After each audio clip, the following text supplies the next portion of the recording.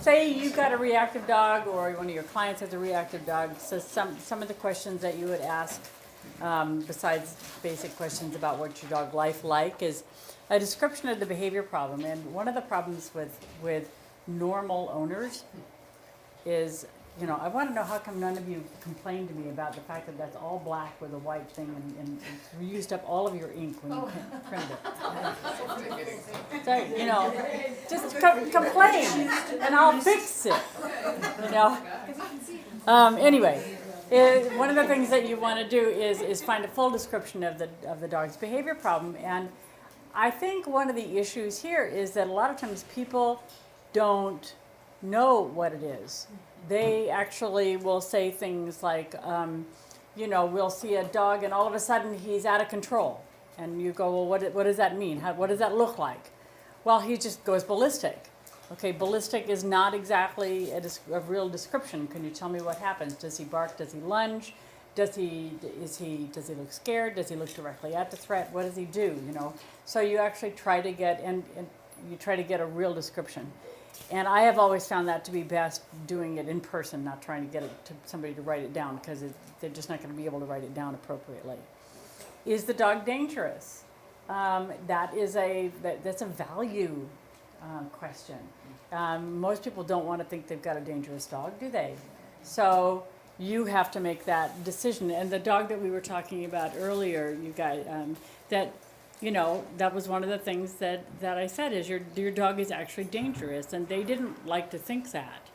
They didn't want, this was some clients, we'll be talking about this dog a little bit later anyway, but people don't want to think that their dog is dangerous. How old is a dog at the onset of the behavior? Yeah. Do people even know if a person doesn't have much experience? I think they should. I think that if I think many of them do kind of, they just don't know they do. The dog is going after another dog and has actually bitten a dog and drawn blood. Now, Ian Dunbar has a bite ladder, I guess, a bitometer. That's what Sue Sternberg calls it, is a bitometer. And, so there's level 1, level 2, level 3, level 4. My criteria is usually, did it draw blood? Is it deep? Just those two things I think are kind of easier on people. But if a dog has drawn blood, and particularly if the bite is relatively deep, then that's a dangerous dog, in that at the very least it can cause trauma, and at the very most it can cause grave injury and certainly lawsuits and things like that, which are their own form of danger. So how old was the dog when he started behaving like this? The vast majority of cases, the dog was a puppy and there were no issues. It usually is again, as I said before, it starts at when the dog is an adolescent.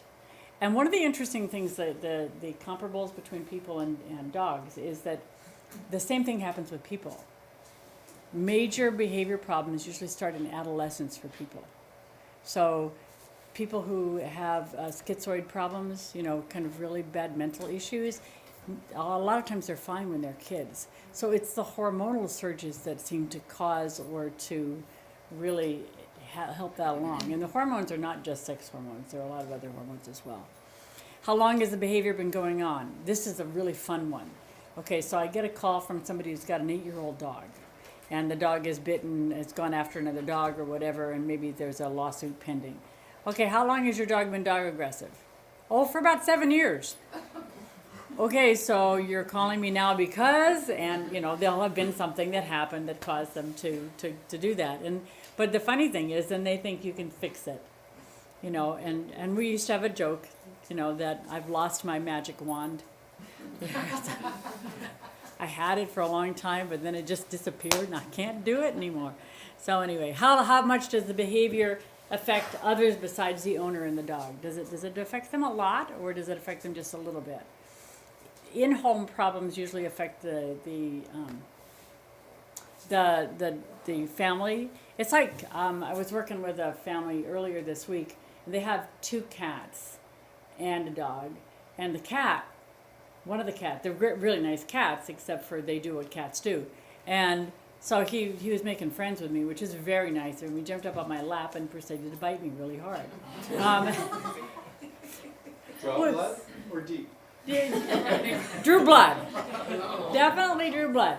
And, you know, she says, oh yeah, he's got affection aggression. And I'm like, but it's true, that's what it is. It's kind of like, you know, need, bite. And he was showing me that he really liked me a lot. I guess. But it's fascinating, the double standard we have. Cats can get away with murder. You know, oh yeah, he bites you because, you know, he likes you. Or he's peeing on things or whatever. And poor dogs can't get away with anything. You know, a dog snaps and people go, oh, he's mean, he's vicious. But the cat behavior problems, and I do cat behavior problems. I don't do them very often anymore, but I used to do them a lot more. And the thing about cats is that most of the problems are inside. They're in a home, they're only in the family, so the problems are not nearly as big and as pervasive as problems with dogs are. So then you ask your owner, you know, what happens when the dog displays the behavior? What have you done to try to modify the behavior? What was the dog's response to the modification methods? And this is another one of those really cool ones. Okay, so every time he does something, he acts out, I get on his case and I yell at him and I yank the leash. Okay, has that worked? Well, no.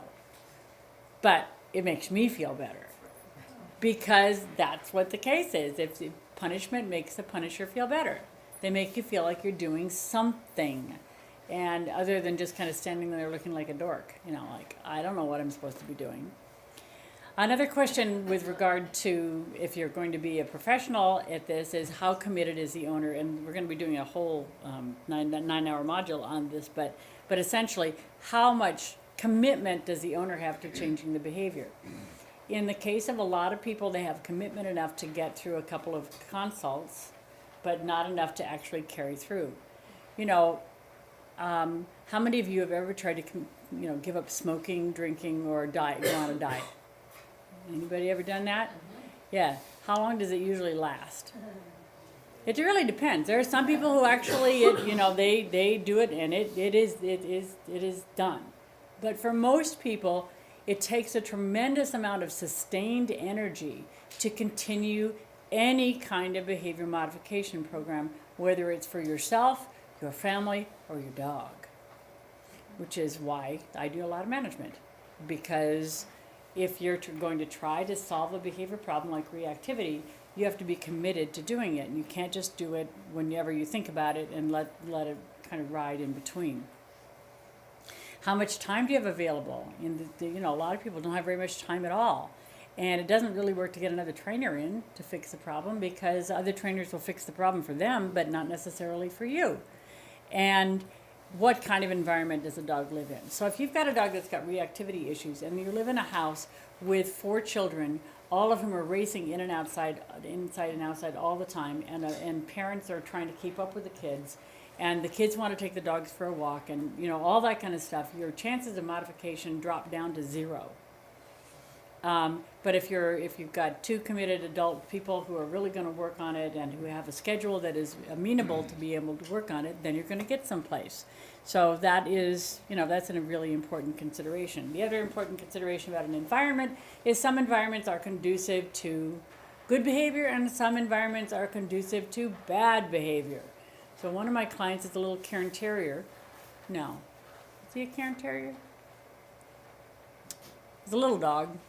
Terrier mix, I guess, although, and the person who owned the dog was a very, very nice person, as all my clients are, but she lived in a glass house.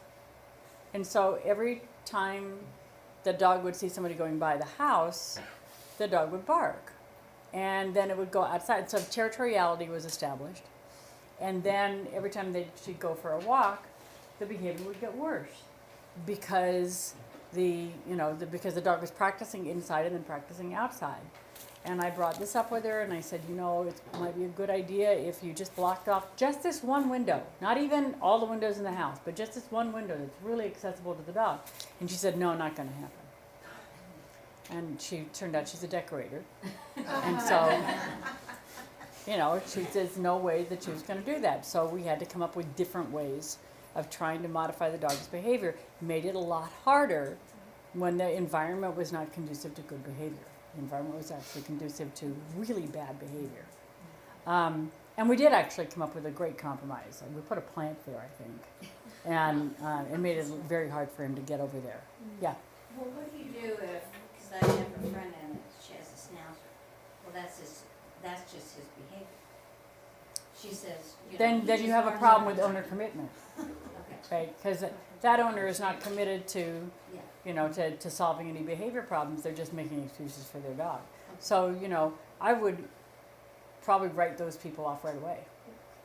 You know, well, I'm sorry, you're just going to accept this behavior. It's what's going to happen.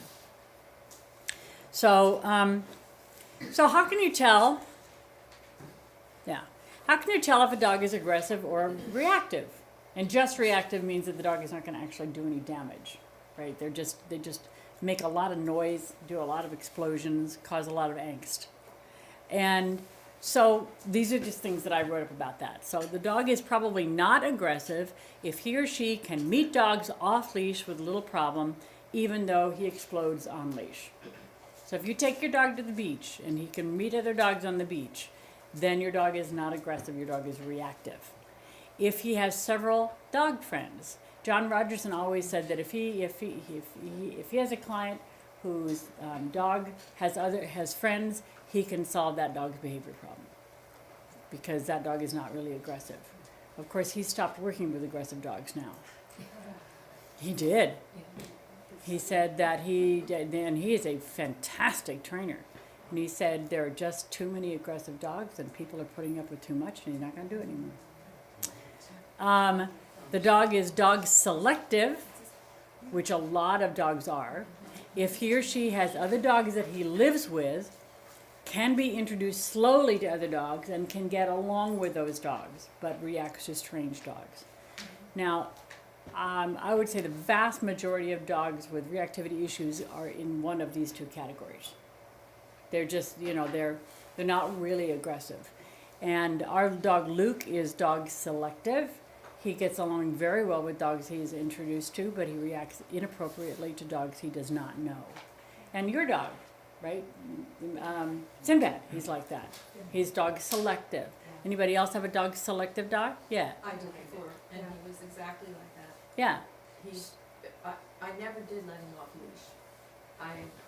Yeah, you didn't feel like you could. Right. Yeah. So, but our solution was when he saw, it was dogs oncoming to him, Mm-hmm. was I would step to the side of the trail and have him do the sit in front of me, and then we got to the part where he could sit beside me and let the dog pass and be quiet. Yeah. But, He's dog selective. yeah, and we had friends we'd go walking with, and he didn't like their dog at first, but then.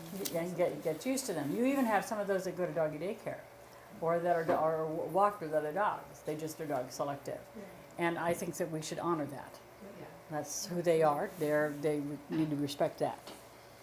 So the dog is aggressive if he or she cannot successfully live with another dog or has been able to do so with limited dogs under very controlled circumstances. And I have had several clients like this where the dogs seem to have a working truce.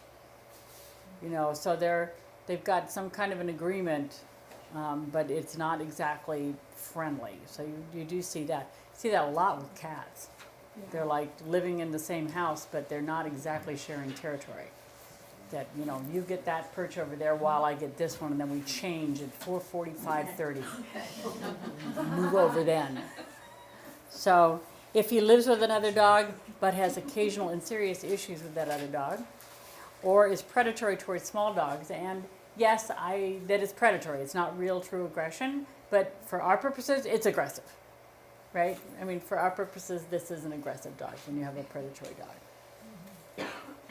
Is also aggressive if he has bitten other dogs, so you cannot trust that dog. And, you know, because most reactive dogs don't go all the way to a bite. So yesterday's the German Shepherd client, really low, it's supposed to be a German Shepherd lab, but I sure didn't see any lab in there. He was really interesting for a couple of reasons. First of all, or she, Her name is Loki. She's a girl.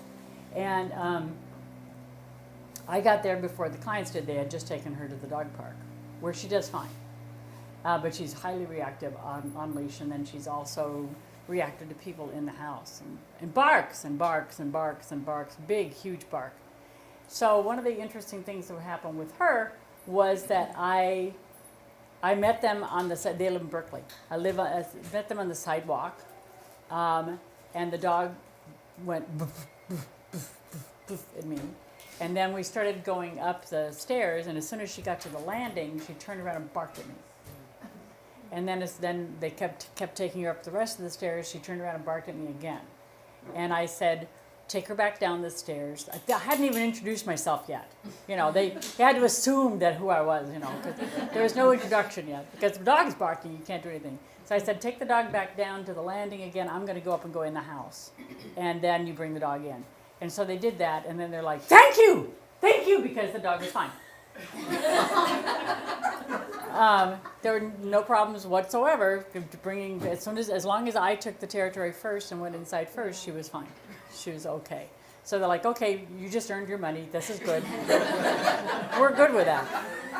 You know, so she's, you know, highly, highly territorial, and that's one of the reasons that there was another point to this story. But anyway, that's always a really good thing to, you know, that's when you become a miracle worker. Oh, I can fix this problem. We're just gonna, the dog was higher. Never underestimate what size can do. Size matters. So as soon as she became taller than me, she became more powerful than me. As soon as I got shorter, or I got taller and she got shorter, then I lost my threat. I still couldn't interact with her a whole lot. But she was so totally reactive and non-aggressive, it was amazing. At no point did I feel like she was going to bite me. And when we went for a walk, at no point did I think she was going to bite another dog. She's probably going, oh my God, I keep on trying to convince them. Can't! You know, because she's putting on a big show, but she is like, no way. Yeah? So then what do you tell those people? Do you have every person comes to the house, go outside and bring you like... As long as the weather's nice. That was one of two ways to have somebody. The other way is to have her put and she is in a crate at night. So to put her in her crate, and then when they're settled down at a dining room table, then you have the dog come out, and by that time the people have lost their threat. So you have to try to diffuse the threat. I love dining room tables because you don't get bitten if you're sitting at a dining room table. Is it intentional that you're all lower? It's intentional, yeah. If you're working with fear, you always want to be a little bit lower. But if you're working with fear and bravado, you can't be too much lower. Okay? It's really tough. And then if you sit like this and you stare at the dog, the dog is going to explode. So you can't do that. So you have to have a table. So you're sitting at the table, so you're looking across the table, and then the dog comes up and is just wandering around and thinking that you're not noticing that he's a big black dog sniffing at your legs, you know, and doing all that kind of stuff. So, you know, every day I take my life in my hands. I go to these people's houses. And I tried it for a long time. In my letter, I said, please have your dog contained, you know, when I get there. And I just gave up. People don't even know what I've said anyway. They say, are you going to come to my house? I say in the first sentence, it says, I will do a home visit. Then they write back and they say, will you come to my house? Yeah, actually, I will. That's one of the things I'll do. So they don't really read it, you know. Okay, so perception aggression is that dog thinks other dogs are threats even though they are not, and they become dog aggressive. And again, those are causes would be improper experience, trauma, and lack of experience. Those are all things that will cause perception aggression. And I actually like that term a lot because it means that the dog is seeing the world in the way he's coloring his world. Like people who are kind of paranoid, who think everybody's out for them or whatever. So that's what I think of as dogs with perception aggression, and an awful lot of resource guarding, I think, is perception aggression. It's like, you know, I think you're going to go after my resource, and even though you're not, they still kind of think that. So the common body language for perception aggression, you're a very good boy, is a lot of times, not all the time by any means, but a crouching stance, tail tucked, ear back, trembling, tongue flicks. We all know what tongue flicks are, right? And this kind of thing. Any dog that's afraid will stare at whatever it is that's making him afraid. In most cases, there are some dogs that do avoidance, but not very many compared to the one number that will actually stare. And then they'll lunge and back away. So perception aggression is not true aggression. I mean, that doesn't mean they're not going to end up biting. It just means that they don't want to bite. That's not what they're kind of aiming for. So when you have like the ADR dog, they want to bite, right? Well, their tendency is to go forward, Yeah, but they're going to try to drive you away. okay, not to, The ADR doesn't mean aggressive. okay. It just means they're going to push you away, as opposed to PDR, which is I'm going to take myself away. So the two different things kind of there. So this dog, you'll recognize this dog. This is a Pit Chihuahua mix. It is. So this is real perception aggression or conflict aggression. Hi. What's up, puppy?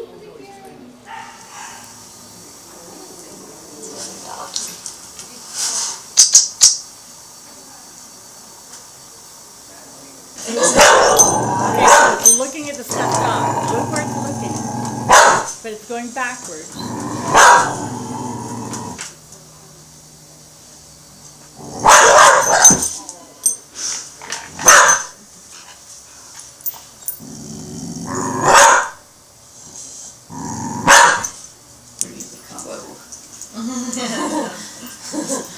Our neighbors are already freaked out by Julie. Walking down. Well, they'll be less freaked out when she's not barking at them. She don't like this thing. It's a scary thing, isn't it? Okay, so you can take a look. This dog actually, I remember this dog really well because we actually put her. There you go. Come on around. There we are. That's a good boy.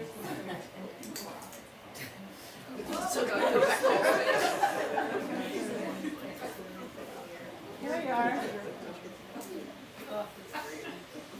So, as I say, I remember this dog really well because we tried to. It's off? Yeah. So we unplugged it again? Oh. Everything's okay. Don't you move. Yeah. That's all right. Okay. Are you saying you remember that dog, Julie? Yeah, I'm actually watching him right now going, okay, are you going to be a good boy now? Okay.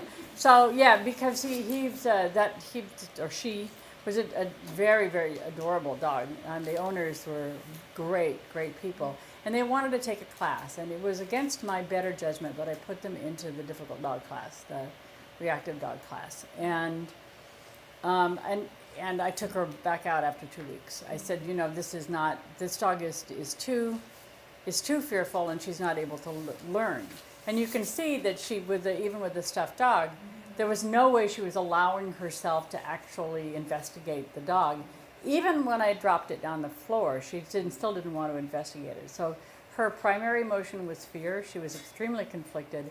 She thought of its perception aggression. She thinks of every other dog as being really scary. So we ended up doing a lot of other things for her, but I didn't want her to be in that class. And by the way, if we have time at the end of this module, I'm going to talk about how I ran difficult dog classes. I think it's apparently quite different from the way classes are run now. But anyway, that's her. This was a really, really scared dog, and her owners were just superb people. So this is a dog that has also got some perception aggression, thinks of all dogs as being scary.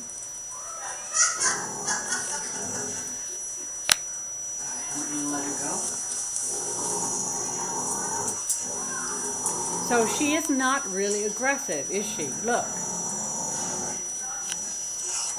Believe me, real aggressive dogs actually will take the stud down, and they'll try to kill him.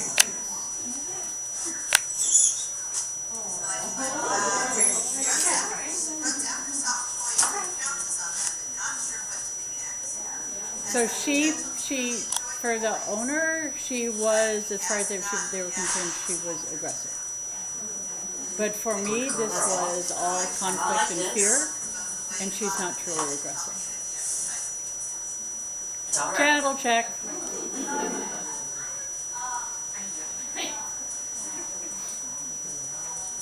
Okay, now, I would like you to go over and pet the dog.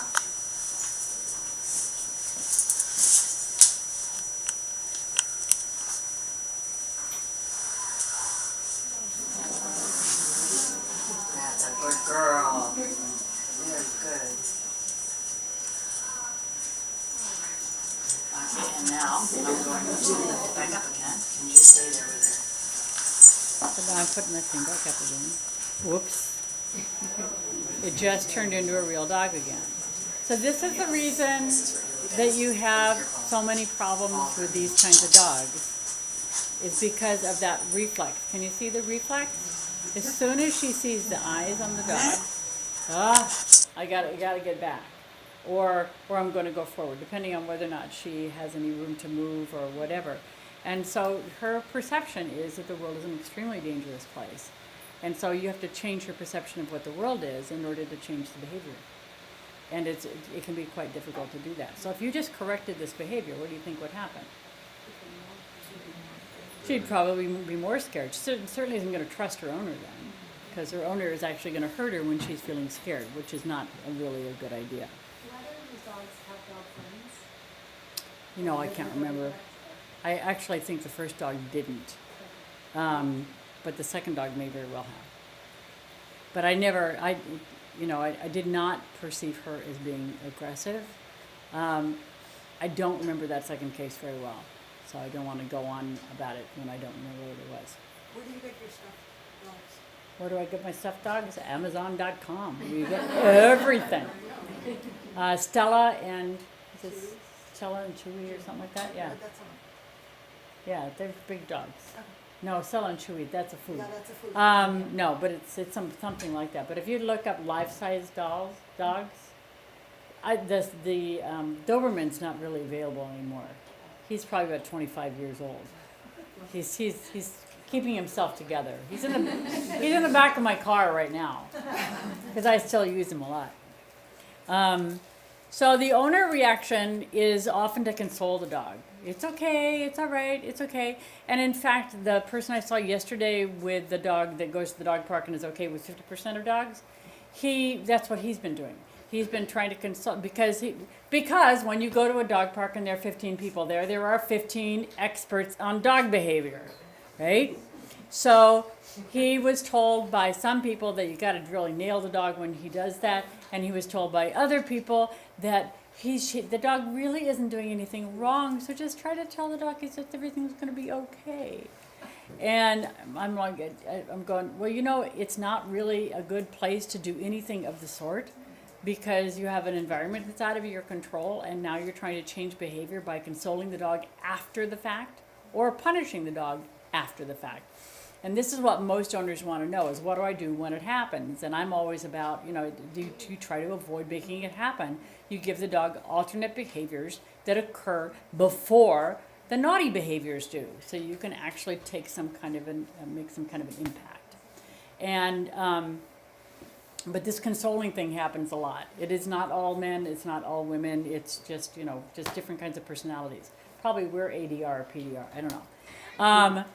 Another thing you can do is try to tell the dog no and try to control him or her. That, again, a little bit after the fact.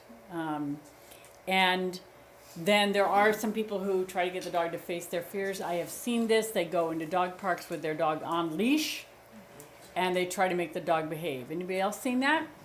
It's really scary, because you've now taken a dog, taken away all of his options, and you're saying, I want you to be good. But you're not giving the dog any tools to be good. So I feel like that is a horrible thing to do with a dog. It puts them at an awful disadvantage.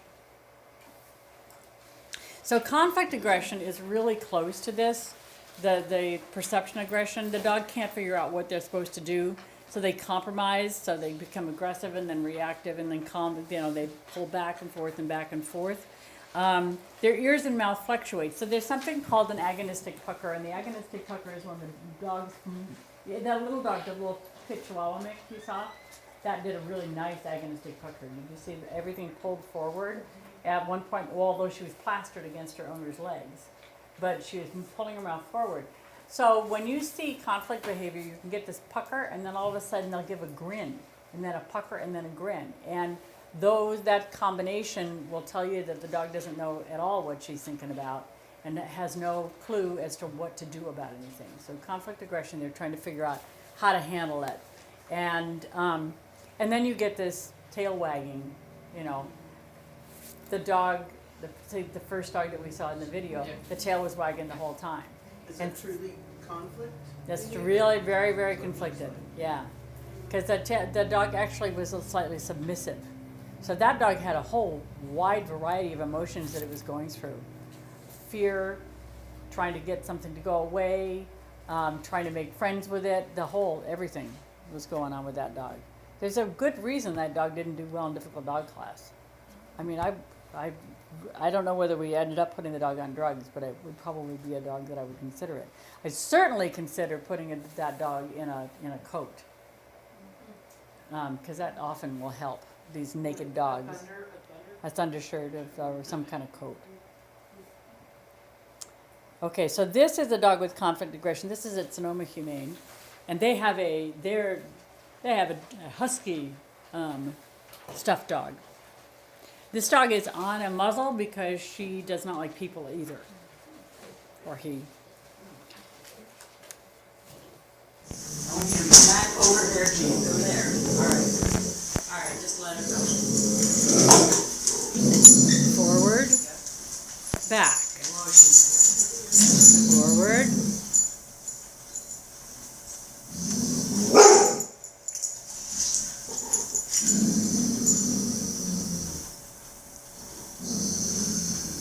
All right, Tina.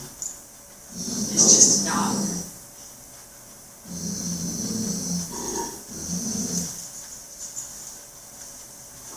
You see how low the dog is?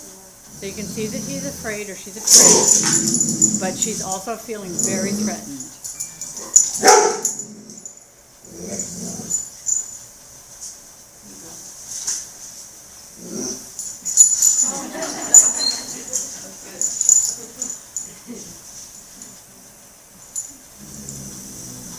Mind if I turn it this way?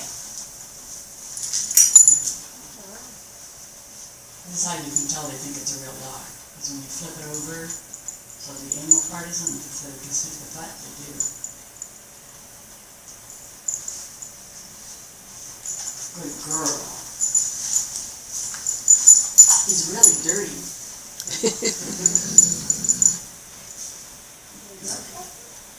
All right, now I want you to go up and pick it up. Nice job.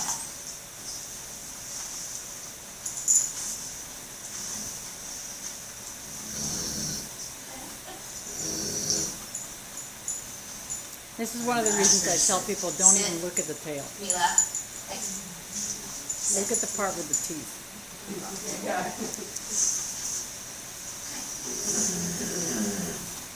But can you see she looks at me every once in a while like I don't trust you either.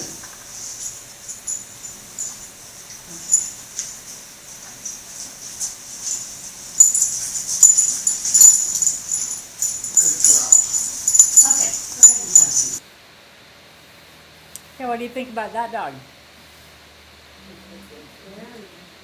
Yeah. Yeah. What do you think would happen if you took the muzzle?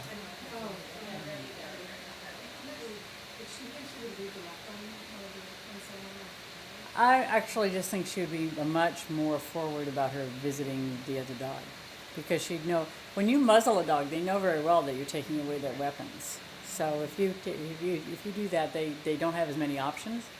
So she would probably be more forward about it. The owner did not want to take off the muzzle. That she was worried that the dog would bite somebody. What kind of dog was that? Catahoula leopard dog mix. So looks like to me. Did you guys see that? Catahoula mix. Could have some Dutch Shepherd in there. But no matter what, Catahoulas and Dutch Shepherds are both highly cautious, suspicious dogs. And of course, like most people, the owner of this dog wanted the dog to be friendly to everybody. You know, cave canem, beware of the dog. They have their problems. So, a lot of times people think that fear and this woman thought her dog was just aggressive and horrible, and I actually liked the dog. Once we got the muzzle off. The last one that we saw? Mhm. Yeah, I liked her. Because she was really intelligent, and she wanted to trust, but she just didn't know how to do it properly. And I have no idea what happened to that dog. I volunteered at Sonoma Humane doing consults every Friday, and then I kind of stopped after a while. So, all right. So fear and conflict is often misdiagnosed by the owner. They think the dog is angry, and the dog might be angry, but most people try punishment to try to stop the behavior. Let's face it, punishment is the easiest thing to do. It is, and it's the quickest thing to do, and it makes you feel good because the dog is driving you crazy, and so you yell at the dog. And in our house, Aspen is the dog who gets yelled at the most. You are. She says, "Not me." Yes, and that's because she barks. And so barking can really make people want to punish very fast because it's such a, it just drives you crazy. So you guys all bark along with her? Yeah. We have tried for her, we have tried absolutely everything that is in our repertoire, everything. We've tried calling her. What we do now is we call her to, yes, we have her do something, and then she sometimes gets a treat and sometimes doesn't get a treat. So that's the one that's worked pretty consistently all the way through. But other things we've tried, including "I'm going to kill you," none of them have worked all that well. So aversive techniques almost always backfire because the dog is as fearful of the owner as he or she is of other dogs, which is not exactly where you want. You're trying to build trust between the owner and the dog, and the dog will actually try to run away from you because they don't trust you anymore. So with fear-based behavior modification or conflict-based behavior modification, anything like that, then first of all, you always start off with, what does the dog have to learn? Always, always, always. So you're not thinking in terms of what do I want to do to fix this dog. You're thinking, what does the dog have to learn in order to help him or her become what you would like? He has to learn that the environment or other dogs are not as scary as he thought. That would be one thing, right? That would be a really nice thing for him to learn. That's what desensitization and counter conditioning is all about. Then he has to learn that his owner or his handler can take care of him. This is sometimes harder than the first one because many people, when their dog gets overly excited or aroused or aggressive, behaving aggressively, they get very upset themselves, and that kind of thing does not engender a whole lot of trust from the dog to the owner. They just don't believe that you're able to take care of them. It's like if you're flying on an airplane and you hit some turbulence and the pilot comes on the intercom and goes, "Oh my God!" Everybody sit down. I think I'm going to jump, right? It's not going to work very well. So anyway. And he also has to learn that certain behaviors are expected of him. That there are certain things that you want him to do at any given time. And if you want to teach him that there are certain things that are expected of him, you better darn well teach him. Even moves as simple as making a U-turn are so, when a dog is panicked or a person is panicked, they forget to do them. And what you have to do is, Myrna Milani was the one who said, and I really loved it, she said, with clients like this, what you try to do is you say, envision the worst that can possibly happen. What's the worst thing? Now, tell me what you're going to do about that. So you envision it first, you work your way through it, so that then when something like that happens, you're not completely stymied or at a loss or frozen in space, which is kind of what we all do, like, oh my God, I didn't anticipate this happening. So what I'll tell my clients is if you have a reactive dog and you turn a corner, right, and that's when it happens. That another dog is coming around the corner exactly the same time you're coming around the corner. What are you going to do? And what do most people do? Freeze. They freeze and they might pop on the leash, but they like, oh my God, something just happened. And the other person, what do? Freeze. Right? So you got two people frozen, or one person is thinking that there's nothing going to happen because their dog is friendly, and after all, it only takes their dog in the world to make sure that everything is friendly. So teaching the dog to do a really quick and a really smooth U-turn and actually it's not even teaching the dog, it's teaching the people. So I do spend quite a bit of time talking about, and what's funny is how they don't do it, So can I use a person up here? Anybody? Here you go.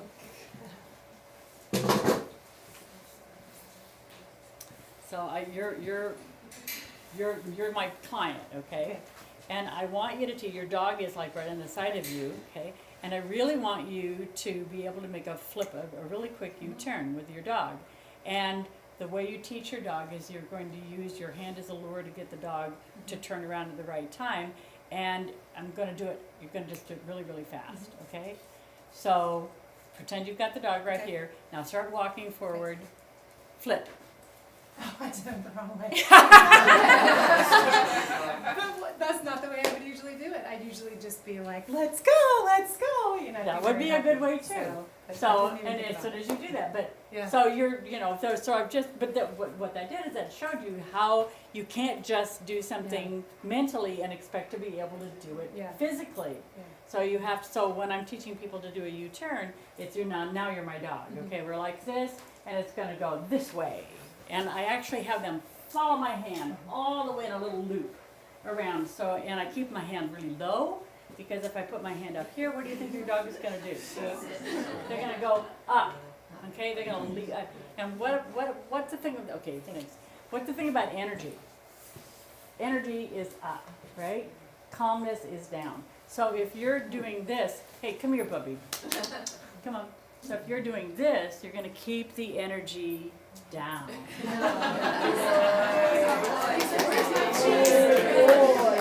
All right, we got to find the tree. Wherever it went, there we go. He will do anything for you.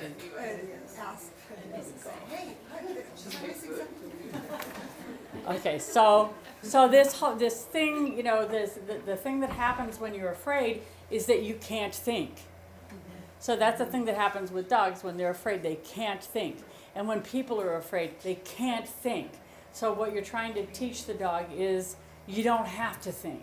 We're going to make this a reflex. So usually one of the things that's important is actually deciding on a move. So for some people, it's that U-turn where you actually are going to turn all the way around and go backwards. And for some people, it's going to be, you're going to really like this one too, huh? Come here. Where's our good boy? You're like this, and then you come to a corner, Aspen's going to do that, we're all going to do it together, and you just go right backwards. And all of a sudden you're like that. Heel. Heel. As long as you're going to do that. I'm going to go. Ow! Yeah, he doesn't, he can't see, so I'm just going to take everything. It's okay, honey. Yeah, he wants any food. What else has he got left, So does this make sense that, if you're dealing with any kind of high level arousal or high level fear, what you're trying to do more than anything else is to do a rehearsed behavior of some sort or another. And it can't just be the owner having rehearsed it, it has to be the owner and the dog having rehearsed it, and rehearsed it together. So those are certain behaviors, and we'll talk about some more behaviors as well. So what your job is as the handler is to ascertain what's going on, what the dog is capable of, because some dogs like he wouldn't be capable of a whole lot, right? And what you are capable of doing. So a friend of mine who does boxer rescue just wrote to me the other day and said that she has a boxer that is highly leash reactive and is just really big and really strong, like a 100-pound boxer, which is a really big boxer. And so she wanted to know if I would do a visit with the new fosters who knew the behavior was there. They were told, but they didn't believe it. And now they have the dog and it's highly reactive, and so now they don't know what to do about it. And so she wanted me to do a visit. And I decided I don't want to do it. I am no longer capable of handling a 100-pound dog that's going off the rails. I used to be able to do it, but I really can't do it anymore. So I'm happy to work with a certain amount of leash reactivity, and certainly certain breeds. I'm much better with the German Shepherd than I am with a boxer. Boxers are just so frontal that they're really difficult to handle. They're really difficult to work with, and they're also really quick off the mark. So. What do you mean by frontal? Well, when a German Shepherd does leash reactivity, they go bark, bark, bark, da, da, da, bark, bark, bark, bark. Oh, no, no, you know, so they go back and forth. Boxers and pits and they're just like bam, and they are so strong. They got all those huge muscles in the front, and you know, unless you get them on a gentle leader, in which case then it, you know, if you've got that, you actually have some control over them. They're really strong, and I'm not as young as I used to be. So I decided that I really can't do that anymore, you know. Now we'll just watch. Next week I'll say, oh yeah, I was working with this Mastiff, you know. So you never know what's going to come up next. So, but that's a really important consideration. How, if you've got a little bitty teeny weeny client and they've got a great big dog, what is their capacity for actually trying to modify the behavior of the dog? Are they going to be able to do it? As I said, size does matter. It doesn't only matter with the dog, it also matters with the human being. Okay. So the other thing is to come up with a behavior modification plan that takes your lives into consideration, which is a big one. Time, commitment, and abilities, and also to think creatively. Those are all things that are really important when you're trying to modify the behavior of a dog. So step one, this is Luke looking out, me looking out through the window at Luke. Relationship building, clear, consistent rules in the household. The rules that you set up are not as important as the fact that you set up rules. Because a rule is something that somebody can hang their hat on. I know I've talked about this before, but if you went into a job and somebody was going to pay you, let's say $500,000 a year, just for the heck of it. But then you went into the job and they never told you what the job was. You probably would be very frustrated because you wouldn't know what the parameters of your job was.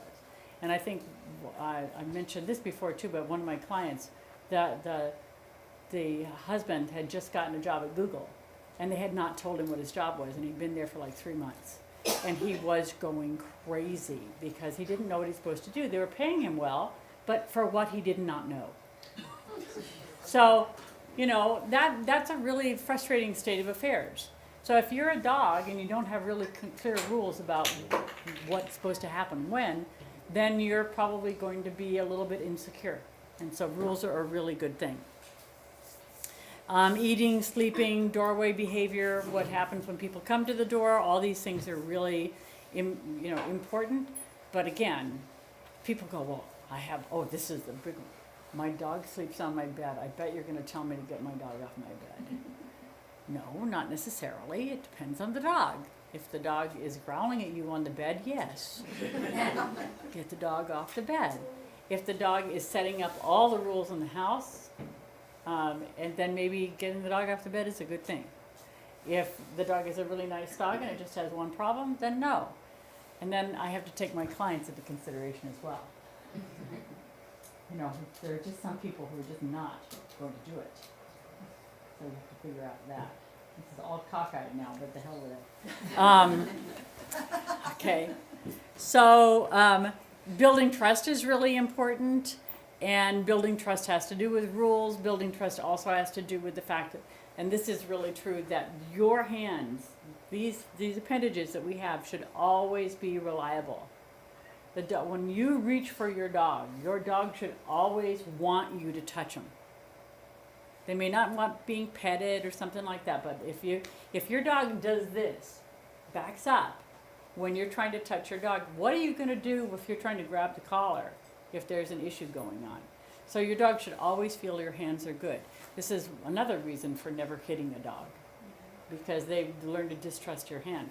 Now, there are some dogs that distrust it anyway, and I think a lot of that is epigenetics or genetics, where, and of course then people think that dogs like being petted on top of their head, so after a while the dog learns to avoid any kind of hand coming over their head because they don't want to get petted on top of their head. And the vast majority of dogs don't like to get petted. You probably don't mind. He says, as long as you got a treat in your hand, I don't care where you pet me. Sure, nobody wants to adopt this dog. He's such a nice dog, isn't he? He's been here for as long as I've been teaching at Lily's, so like 3 months, probably a lot longer. Always remember that panic overrides reasoning. So when an animal is panic-stricken, then everything goes out the window except the fight or flight, and the flight is always straight. If they're running away, they're going to run straight away from you. They'll get hit by a car, whatever. Panic overrides reasoning, and that's a really important consideration. Whoops. So the dog should accept all handling from the owner. That means that you might have to work on handling before you work on the behavior problem. So this would be a dog this is one of my clients. Isn't this great? It's a husky. She's holding up her husky. That dog accepts anything. And this is a dog that she just got like 2 months ago. So it's just a naturally trusting dog. And kind of naughty with the other dog occasionally, but other than that, it's a great dog. So all kinds of handling. And handling would be handling feet. Certainly handling around the neck, because again, that's a collar that you may end up having to grab the collar. But any place you should be able to handle. So Lukey, when we got him, he did not like having his feet handled at all. And he would growl whenever you handled his legs and feet. Anybody ever have a dog like that? We do. You do now? Yep. And what have you been doing for it? Well, generally, we haven't had to really touch her feet too much, but in the past, she did have medical issues where she licked, and so she was physically sensitive there, and I think it still bothers her. Yeah, it probably does still bother her, yeah. So I have to take her to the vet to get her nails trimmed. And She can't let me. she won't let you do it. And how big is she? She's about 50 pounds. Okay. So what we did with Luke is we taught him to get up on top of an ottoman. And so once he got out on the ottoman, then we did counter conditioning by running our hands down his legs. So he would look for a treat. He would look at a treat. So we put a treat on the counter, and he was on the ottoman. And the reason he's on an ottoman, the reason he's on something, is because it gives you a lot more control than if he's just on the floor. And then we'd put something over here, and then I'd just run my hand down his leg, and we'd give him a treat. And I'd run down his hand down the other leg, and I'd give him another treat. So he was looking at the treat the whole time. Like, okay, I'm going to get this once she's done that. And it took about 6 months. I didn't even think about this for a while, but it was one of the problems that we had from him. And maybe it was symptomatic of the reactivity. I don't know if that has any kind of thing to do with it or not, the fact that he was so physically oversensitive. Yeah. I've been doing that same thing with the dog, except not on the ottoman. I'm going to try that. Yeah, putting him up on something really does help. Yeah. With a small dog, it helps no end. With a small dog, it gives him confidence to put a dog up on top of something, to have the dog get up there themselves, not even put them up there. And they're just like, okay, I am taller than I was before. You put the treat off to the side? I usually put the treat so they can see it. Yeah, So- I'm putting it in front. Yeah, so if the dog is here, then the treat is like right there. And it can be, if you've got a dog and you're trying to teach impulse control, so now you've got a dog, you're doing that, you put them here, and then you put a pile of treats here. So now we're getting one treat, Oh, very good. Now I'm going to do a little bit more handling and another treat and a little bit more handling. And so you're teaching patience and you're also teaching desensitizing them to being touched. And those are things that are really good for them. Do you find that there are dogs that are okay with being touched in the hands and not the feet or vice versa? Oh, yes. I have a terrier, feet, no problem. The moment I reach for the hand, oh no. Front feet. Front Yeah. feet will That, I think Yeah. that's the whole feet thing makes sense because that's how they get around. So I can understand them being very sensitive about it. Yeah, and actually I've had clients who say, well, my dog's feet, no problem at all, but you try to touch his teeth. Oh, that's ridiculous. So I think that it's certainly idiosyncratic in that some dogs will have certain areas where they don't want you to touch and whatnot. But essentially this is a trust exercise, isn't it? If you have to allow me to touch you everywhere, and if you can do that, then I'm going to be making inroads on other things as well.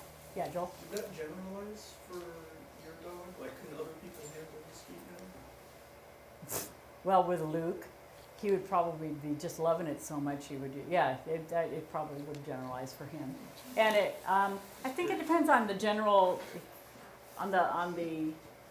I'm thinking about a Malinois, a dog like that. And a lot of times their trust bubble is just that one person and nobody else. So I think it depends entirely on the dog. Okay, so the leash is a tool. This is my daughter's dog. The leash is a tool, and the handler should know how to hold and use it correctly, smoothly and comfortably. And this is something, with the onset of positive training, we forgot all about, is leash handling and how important leash handling is. And you know how when you're working with a dog, that is the extension of you. You really should feel like you know what's going on with that leash. I mean, the kind of leashes I like leather leashes or the kind that I use for the little dog, because I want to have some tactile stuff going on. We were talking about clickers earlier, and the problem I have with clickers is they're not tactile. They're kind of a noise out in the middle of nowhere. But not that I dislike them. It's just that I'm naturally more kinetic, I guess, probably. But for instance, so I've got, I'm working with people and their dogs all the time. And so this is Aspen's leash. So this is a tug leash. This is a fun leash because they can be used as a tug toy as well. So if you've got the dog, hey Aspidistra, come here.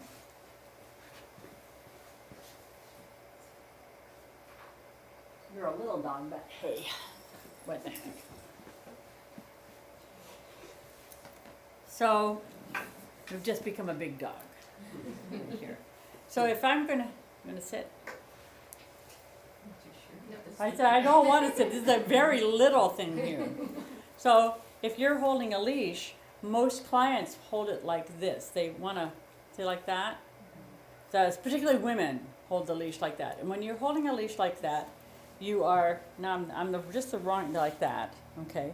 Then what happens is you don't have nearly as much control as if you just turn it like that and hold it thumb side up.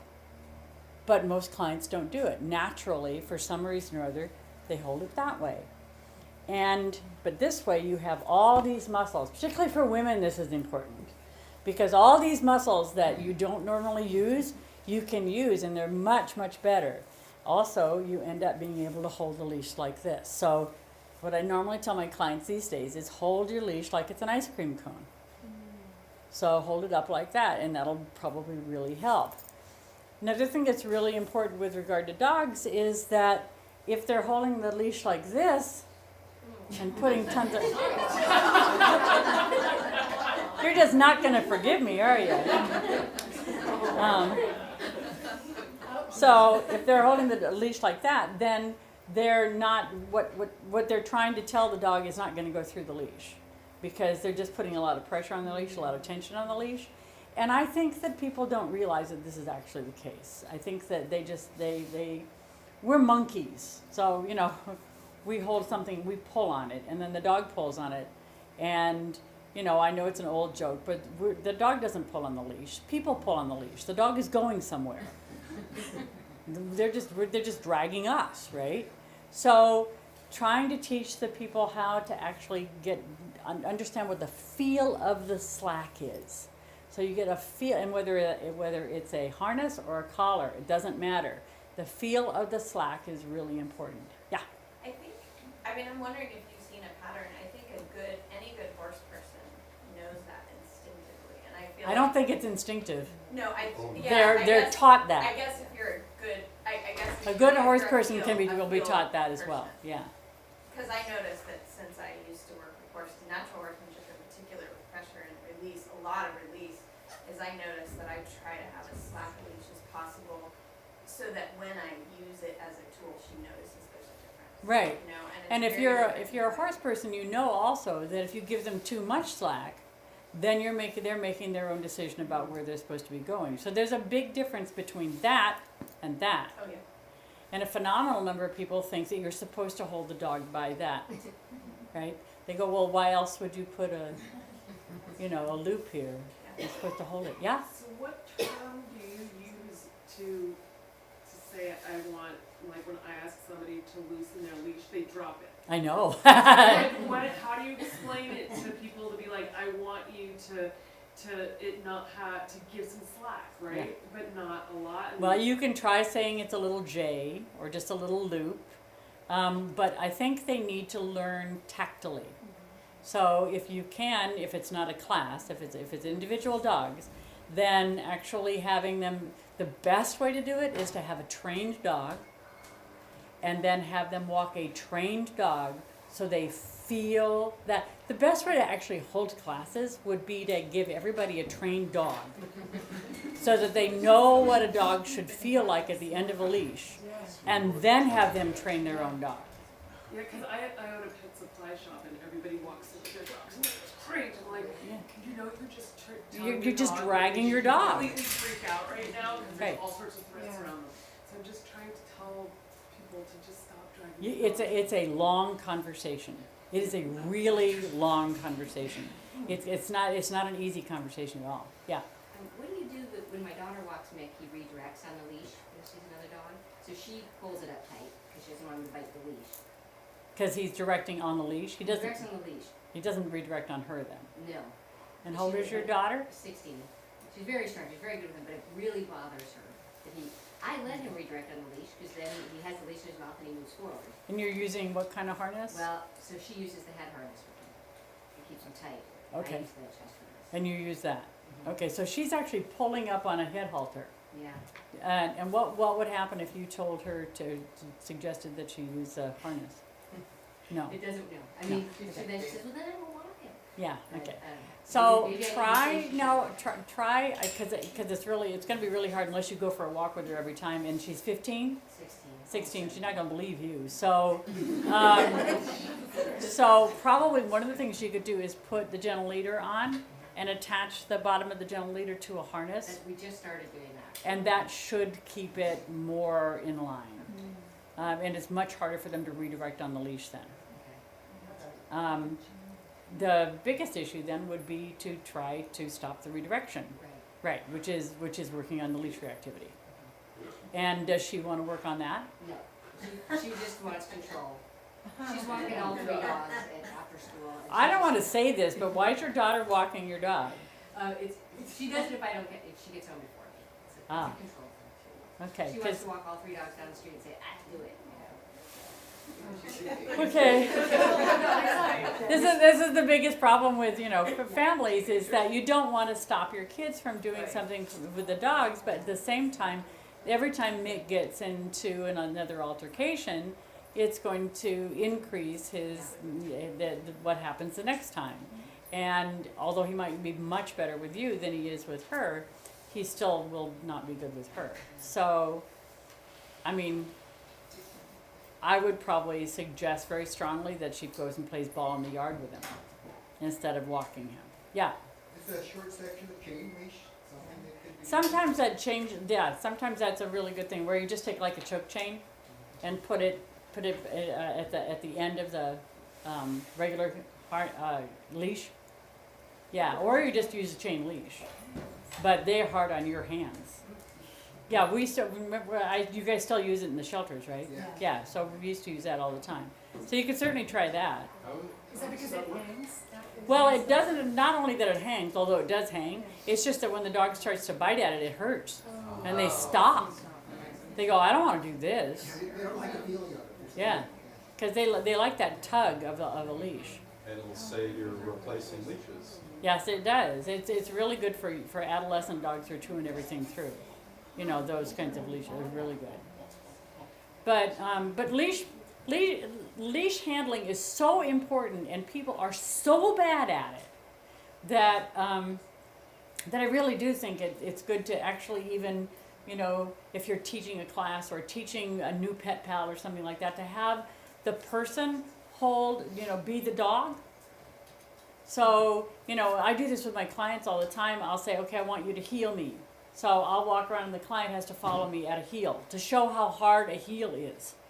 Because healing is hard. You know, it's not enough room in here, but it's very difficult to do it right. So then if you have the person be a dog and hold the leash like this and just say, okay, you know, stop whenever I put too much pressure on this. So you actually get a feel for the pressure. That would be really good. One of the things that has happened over the last few years is that we have stopped because so much training is done by inducement, by, you know, lures or shaping or whatever. We've stopped doing as much handling. And particularly with reactivity, you need to have handling. And actually, you need to be able, if you got a leash reactive little dog, you need to be able to pick them up with no problem whatsoever, and not have a dog redirect on you or anything like that. So, look what you did. You managed to get me up here just patting you away.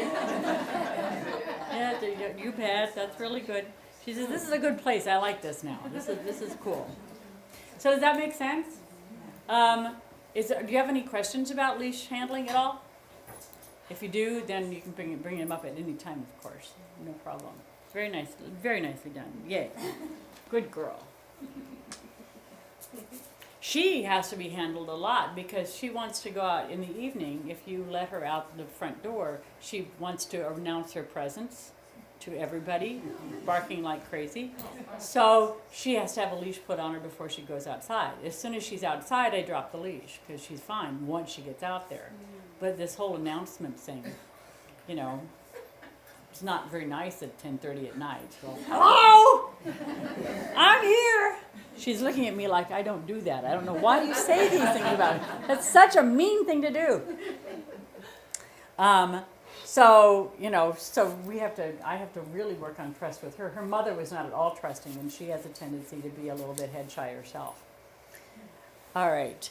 So human body language is as or more important than the dog's body language. So here's another thing, especially for those of you who have leash reactive dogs, for the next week or the next 5 days or whatever, when you're walking with your dog, I want you to check your own facial expression.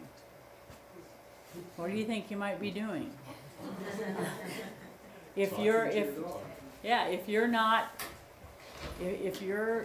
frowning, really highly concentrated, then the chances are the dog can read that. They really know what's going on with our body language because that's, you know, they are our prisoners, and prisoners have a tendency to learn the body language of the guards. So they know our body language a lot more than we know their body language. So check and see whether you're smiling, whether you are tense, whether you're frowning, whether you're talking on the phone, whatever you're doing, your dog is reading some of the stuff that you're doing, and it's an important consideration. Again, going back to John Rogerson, he has the funniest thing. I don't know if you've ever seen him, but he's got a very expressive face. And he was talking once about trying to teach the dog that a smile is worth a treat. And so what he does is he puts a treat like right in front of him, and the dog looks at the treat, and you know the dog wants the treat. And he smiles this great big goofy grin, and then he gives the dog a treat. And he does that again with a big smile on his face, gives the dog a treat. And then he takes another treat, and then he frowns like, takes the treat away.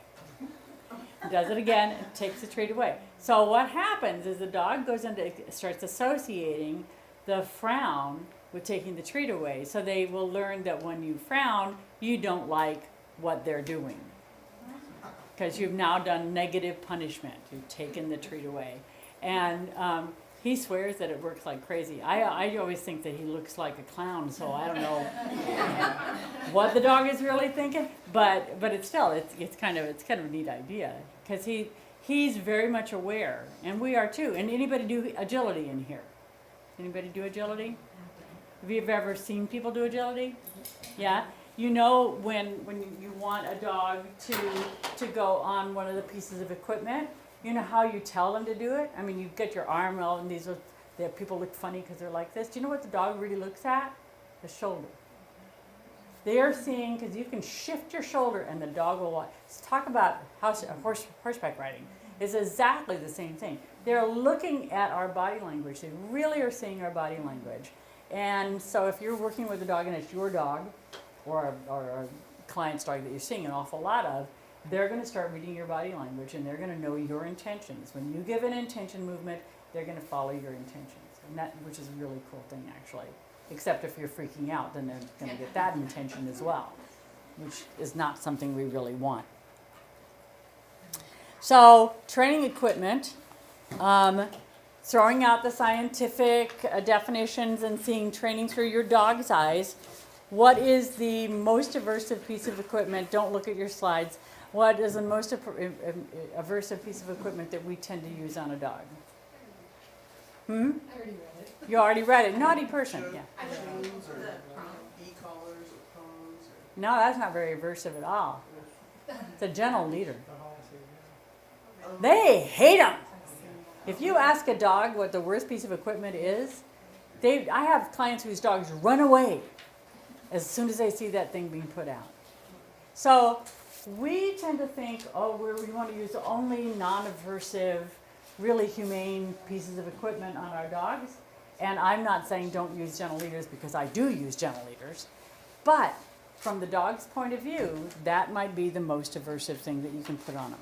A prong collar doesn't bother them until you pull on it. So most dogs will see a prong collar and go, oh, goody, goody, goody, goody, goody, we're going for a walk, goody, goody, goody, goody. Or an e-collar for that matter, because it doesn't hurt them all the time. Whereas that gentle leader, it's always there, it's always on top of them. So for them, that's kind of a big one. So the back harness is the least aversive, because they can just pull you wherever you want to go, wherever they want to go. And then comes a flat collar, although if they're pushing on it, it's going to choke on, to a certain extent. Then comes the front harness, which is pretty non-aversive, the prong or pinch collar, choke chain, which is going to hurt a lot more than a prong collar. Honest to God, when they get caught on them, they really do hurt. And then comes a head halter. So again, if you start looking at all kinds of things through your dog's point of view, you actually will change some of the things that you do. What is my dog like? What is my dog not like? And how important is it to me to have the dog use this, not use this, or whatever. Okay, so speaking of equipment, who's got a favorite piece of equipment that they really like? Anybody? Yeah? Well, when mixing the drawing harness. The what? It's the drawing harness, so that it's no pressure at all on his body. That's when he's the best. Just a regular harness? It's like what you wear for dog sledding. Oh, so it's a backloading harness, right? Yeah, they like that. And for your point of view, what do you prefer? The front harness. Front harness? Okay. I like the Freedom harness. Oh yeah, we have. Yeah. That's my favorite of the front loading harnesses. And Strider was the first one to wear a sensation harness in California. My German Shepherd. Because I was speaking at APDT, and there was a vendor who was there who had just invented it. And she was trying to talk us into using it, and I'm like, Strider could take me on a sled ride anytime he wanted to, no matter what I used. And if I put a head harness on him, a head halter on him, he'd just rip it off with his dew claws. it'd rip into his skin, so I couldn't use it. And so I said, oh, what the heck? And so I got a sensation harness, and I'm like, oh, I can actually move with this dog. This is really nice. So So I went we to were the first ones to bring him in. I went to a chiropractor for my dogs, and she's now, hates all of those because The front ones because of the shift. because of the shoulder restriction that she's having to work on so many dogs because of back injuries, because of these front attaching Yeah. harnesses that kind of cause. That's why I like the Freedom now, because the The Freedom one, is that the one that attaches here and here? front and back, but it also is it's much it sits a little higher on the dog's chest. That failed her thing, so I've been working with the Roughwear harness. Yeah, I've seen that because one. Yeah, the rough wear's okay, but you know. As far as control, that's what she was saying. Do you want control or do you want long-term health? And let people know those two things. If you're with control, you're going to have more control with the front attaching. and Yeah. the body. So what you try to do is maybe, you know, if you're going to use a front-loading harness, is you think in terms of this is a temporary thing, as opposed to this is a permanent thing. And one of the things about pieces of equipment that's really unfortunate is that once somebody chooses the piece of equipment, they tend to then rely on it too much, when really you should be relying on training. So should be an aid to training, not a replacement for training. The same thing happens with the gentle leader. I'm actually, speaking of chiropractic, I probably would be more worried about the people handling the gentle leader twisting the dog's neck like this all the time, because that's one of the reasons why I like the attachment to the harness here, because of the way that and people tend to do this with that thing, and they just pull them back like so. So yeah, from the point of view of the dog's health, a back-loading harness, a back attaching harness is probably the best thing you can put on a dog. Of course, they don't want anything, thank you very much. They would rather be naked, Right. you know. So I do use prong collars. I don't use them very often, and I don't use them on reactive dogs because it can increase reactivity. However, if I have a little bitty woman and a great big Labrador, I might be using that prong collar because I want to have something that the person can enjoy going out for a walk. Now, having said that, with any piece of equipment, the dog can adjust and go, oh, I know how to get by this thing. I'm just going to shift this down on my neck. Yeah, there we go. I'm going to pull you on this, or I'm going to pull you on that. Doesn't matter. So you have to. I think the biggest thing for me about all these pieces of equipment is that if you're a good trainer, you know what you're doing. You should know how they all work, and you should know why you don't like them if you don't like them. Because if you just go, well, I don't use that. You know, here's the big one these days is e-collars. Because e-collars now are far more sophisticated than they used to be. They just used to give the dog a huge shock, and they were really horrible. Well, now you have ones that just do a little nick, which is just kind of a reminder. It's almost a vibration, all the way up to something much more heavy, and they can be really good for long distance work, particularly long distance work. So if you don't like them and you don't use them, and I don't use them, I have one, but we don't use it. I'm not comfortable with it, and I'm not going to use anything on another person's dog that I'm not comfortable with. You need to know how they work. You need to know what they do. You need to know that they're not all horrible and evil, because if you don't know what they do, how could you possibly argue against somebody who does know what they do? You know, and so I think it's really important to put a front pinch collar on a dog, to know how they should be fitted properly. You look at most people who put a pinch collar on a dog, they put it on way too loose, it rakes all the way around the dog's neck, and it'll bite into the neck, it'll really cause damage. If it's too tight, it'll actually put holes in the dog's neck. So using them is really, it's a delicate thing, that the fit is delicate. Putting a harness on wrong will shift the dog's body posture completely wacko. People put the sensation on, and the circles, the rings, they put the rings so far up on the shoulder that they're shifting the whole dog's body forward. And it's supposed to be loose in the front. It's not supposed to be tight in the front, because if it's tight in the front, then it's actually impeding the dog's movement. I used to want to put a hobble on some dogs. I thought that'd be a really good idea. Problem is they could chew it off. Unlike a horse that can't get down there and do something about it. So, you know, any piece of equipment is something that you need to understand. And years ago when I was with I did the Delta Association's Humane Guidelines for Dog Trainers, and I headed up the equipment section. I learned stuff about equipment that I never wanted to know. Ever wanted to know. But I'm glad I did, because I think that it's been very helpful for me. Okay, so management. You should take care not to put the dog in a position where he or she feels that they must choose aggression. Your daughter, right? So No more head harness. no more head. Yeah. Okay. So I never liked it on him anyway. It makes him much more mouthy. yeah, because he's really trying to fight it. Yeah. She would Yeah. just hold And him. if you're going to use it, and she's going to use it to be different. But if she's using it and you're not using it, She's gonna throw the frisbee. you know, maybe she takes the other two dogs out. Yeah, she can. I just need to. Yeah. Never mind, this is a big issue. But, you know, when you have a teenager, everything's a big issue. You know, and the thing is that many of us have been there. So, so if they have to choose it, then they're going to choose it. And if you're putting them in a position where they feel like they have to choose it, and what you're trying to do is to tell them, please don't choose that, then obviously you're doing something wrong. And that can be anything. It can be either leash aggression, stranger aggression, or in-home aggression. By the way, I just had a consult the other day that was so interesting.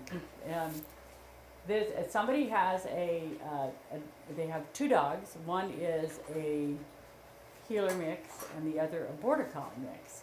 And the two female dogs are both about 4 years of age. They both belong to the teenage daughters. The daughters actually are not teenagers anymore, but they ended up getting left at the mom's house, which is one of the things that happens when people get dogs when they're really young. And the dogs have gotten along very well, but one of the dogs, the border collie, was found with a broken back leg that had never mended, and they didn't take the leg off, but she's still really, really delicate back there. And the female heeler was found with bullets in her chest. So neither of these dogs have what you call a great life before they came to this home. And they're both just gorgeous dogs, just really nice dogs. So I was called in because the 3 weeks ago, the two dogs were playing in the backyard, and a squirrel came down a tree. And the border collie went after the squirrel, and the heeler, who is, as one would assume, a control freak, decided that the border collie was going a little bit too much out of body. And so she went after the border collie. The border collie, but she landed on the leg of the border collie. And the border collie turned around and nailed her. And she got her really, really, really badly. She ended up being in the hospital a couple days, and she went right through sinew. And the vet told them, this dog, once this kind of thing happens, the dogs will never get along together, and you have to be really careful about having them in the same home and all that kind of stuff. So from the time that the event had happened until I went to see them a couple days ago, they never had they didn't have the two dogs together. So I said, well, let's try it. So we brought the two dogs together, and they were fine. They were absolutely fine. We took them out in the backyard and they played. Now the owner's like, because she was really worried. So what do you think happened? It's pain elicited aggression. And what happened with the pain elicited aggression is that in all likelihood, neither dog actually remembered the incident. So they didn't seem to have any kind of problem with it whatsoever. Because she said, I think I'm going to have to sign up for a series of classes, blah, blah, blah. And I'm like, nah, you're fine. Just one time, you're good. Because these two dogs, soft eyes, really, really gentle with each other, gentle with people, just absolutely wonderful. And I thought, it's a nice salutary lesson, isn't it? That even really bad aggression can be pain elicited and can be gone. So told her to check in with me once a week. She just checked in. She said everything's fine so far. She's really happy. And I'm hoping that it will just continue like that. Now, personally, I would do something about that leg. I would put the dog on pain meds, if nothing else. So the dog is not on pain meds. Because the vet said, oh, there's not much pain. Does that drive you crazy or what? I mean, how does the vet know? Yeah, they don't know. Yeah, so, but anyway, that's my happy story to end with. What happened with the black German shepherds? Oh, yeah. Yeah. The one I just saw? Oh, Oh, yeah, the two German shepherds that were fighting with each other? Yeah. So I'm supposed to go over there, right after we took the dogs from the daycare, right? I was supposed to go over like 4 days later.